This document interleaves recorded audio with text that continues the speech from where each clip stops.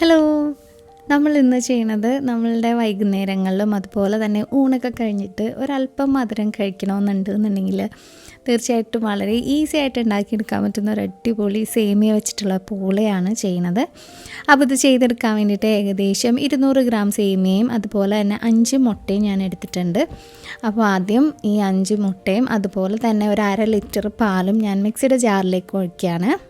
പിന്നെ അതിൻ്റെ കൂടെ ഒരു 1/2 ടീസ്പൂൺ അളവിൽ ഏലക്ക പൊടിച്ചതാണ് ചേർക്കുന്നത്. പിന്നെ മധുരത്തിന് ഏകദേശം ഒരു കപ്പ് അളവിൽ പഞ്ചസാര, 1 കപ്പ് തികച്ചിടണമെന്നുണ്ടെങ്കിൽ മധുരം ഇഷ്ടമുള്ളവരാണെന്നുണ്ടെങ്കിൽ ഇട്ടാൽ മതിയാവും.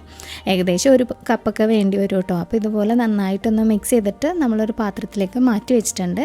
ഇനി നമുക്കൊരു പാൻ ചൂടാക്കി അതിലേക്ക് ഏകദേശം 1 ടേബിൾ സ്പൂൺ അളവിൽ നെയ്യ് ചൂടാക്കി എടുത്തിട്ടുണ്ട്. അപ്പോൾ നമ്മൾ ഇതിലേക്ക് ഒന്ന് ഗാർണിഷ് ചെയ്യാൻ വേണ്ടിയിട്ട് കുറച്ച് കശുവണ്ടിയും അതുപോലെ തന്നെ മുന്തിരിയും ഒന്ന് ഫ്രൈ ചെയ്തെടുക്കുകയാണ്.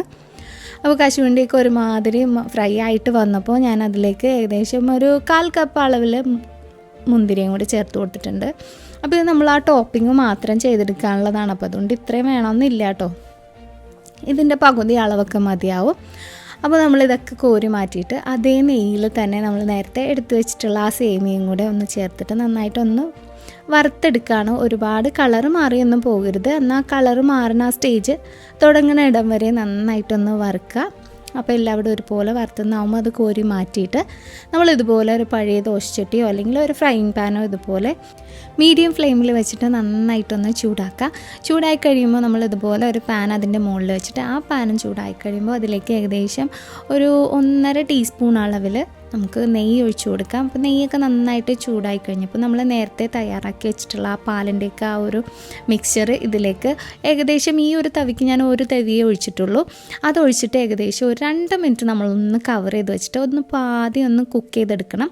അത് കഴിഞ്ഞ് നമ്മൾ നേരത്തെ റെഡിയാക്കി വെച്ചിട്ടുള്ള വറുത്ത് വെച്ചിട്ടുള്ള സേമിയയിൽ നിന്ന് കുറേശ്ശെ എടുത്തിട്ട് നമ്മളിതുപോലെ ഇട്ട് കൊടുക്കുക. വീണ്ടും അതിന് ആ ഒരു തവിക്ക് വീണ്ടും ഒരു തവി ഞാൻ ആ ഒരു മിക്സ്ചർ ചേർത്ത് കൊടുത്തിട്ടുണ്ട്. വീണ്ടും ഞാൻ മൂടി വെച്ച് ഒരു 2 മിനിറ്റ് കുക്ക് ചെയ്തതിന് ശേഷം ആട്ടോ ഈ രണ്ടാമത്തെ സേമിയയുടെ ഒരു ടോപ്പിംഗ് ഇട്ട് കൊടുക്കുന്നത്. അങ്ങനെ നമ്മൾ ഈ സ്റ്റെപ്പ് സേമിയയും അതുപോലെ തന്നെ പാലിൻ്റെ മിക്സ്ചറും തീർന്നിടാൻ വരെ നമ്മളിങ്ങനെ റിപ്പീറ്റ് ചെയ്തുകൊണ്ടിരിക്കുക. 2 മിനിറ്റ് ഒന്ന് കവർ ചെയ്ത് വെച്ചിട്ട് അത് കഴിഞ്ഞ് അവസാനത്തെ ലെയർ ആകുമ്പോഴത്തേക്കും പാലും കൂടി ഒഴിച്ചിട്ട് നമ്മളിതുപോലെ നേരത്തെ നമ്മൾ വറുത്ത് കോരി വെച്ചിട്ടുള്ള ആ ഒരു കശുവണ്ടിയുടെ മുന്തിരിയുടെ ഇത് നമ്മളത് മുകളിൽ ഒരു ടോപ്പിംഗ് പോലെ ഇട്ടിട്ട് വീണ്ടും ഒരു 15 മിനിറ്റ് മീഡിയം ഫ്ലെയിമിൽ കുക്ക് ചെയ്തെടുക്കുക. 15 മിനിറ്റ് കഴിയുമ്പോൾ ഇതുപോലെ ടൂത്ത് പിക്കോ അല്ലെങ്കിൽ ഒരു പപ്പടക്കോലോ വെച്ചിട്ട് കുത്തി നോക്കുകയാണെന്നുണ്ടെങ്കിൽ നമുക്കറിയാൻ പറ്റും അത് വെന്തോ വെന്തില്ലേ എന്നുള്ളത്. അത് കഴിയുമ്പോൾ ഒന്ന് തണുത്ത് കഴിയുമ്പോൾ നമുക്കിതുപോലെ പാത്രത്തിലേക്ക് മാറ്റിയെടുക്കാം. അത് കഴിഞ്ഞ് ഇതുപോലെ ഒന്ന് കട്ട് ചെയ്ത് കഴിക്കാൻ വളരെ ടേസ്റ്റി ആയിട്ടുള്ള ഒരു ഈവനിങ് സ്നാക്കായിട്ടോ അതുപോലെ തന്നെ ഒരു ഡെസേർട്ടായിട്ടോ നിങ്ങൾക്ക് ഉപയോഗിക്കാം. ഇത് തണുപ്പിച്ച് കഴിക്കാനും വളരെ നല്ല ടേസ്റ്റാണ് കേട്ടോ. അപ്പോൾ നിങ്ങൾ തീർച്ചയായിട്ടും ഇതൊന്ന് ട്രൈ ചെയ്ത് നോക്കുക. ട്രൈ ചെയ്ത് നോക്കിയിട്ട് ഫീഡ്ബാക്ക് അറിയിക്കുക. അതുപോലെ തന്നെ ആദ്യമായിട്ട് കാണുന്നവരാണെന്നുണ്ടെങ്കിൽ നമ്മളുടെ ഈ പേജ് ഒന്ന് ലൈക്ക് ചെയ്തിട്ട് ഫോളോ ചെയ്തേക്കാം.